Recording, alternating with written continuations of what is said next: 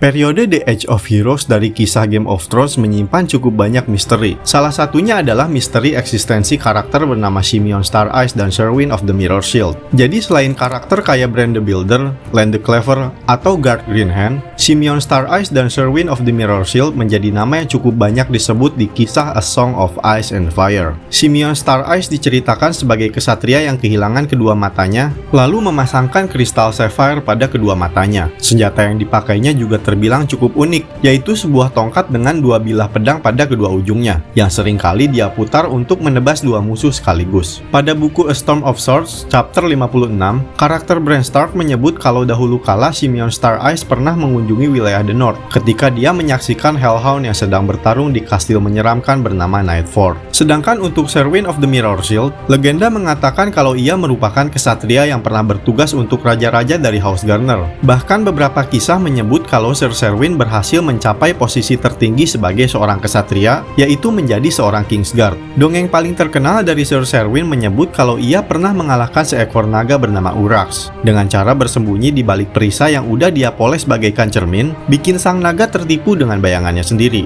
Lalu Sherwin berhasil menusuk mata Urax dengan tombaknya. Tapi eksistensi Simeon Star-Eyes dan Sherwin of the Mirror Shield masih menjadi perdebatan di kalangan para maester di kemudian hari. Karena sebetulnya konsep kesatriaan baru ada ketika bangsa Andal tiba di Westeros ribuan tahun setelah periode The Age of Heroes, dan kesatuan yang bernama Kingsguard baru muncul ketika Aegon the Conqueror menduduki The Seven Kingdoms. Tapi bagaimanapun, kisah kesatriaan Simeon Star-Eyes dan Sherwin of the Mirror Shield masih hidup lewat syair lagu yang dinyanyikan para penyair dan dongeng-dongeng yang diceritakan oleh masyarakat Westeros di kemudian hari. Itulah kenapa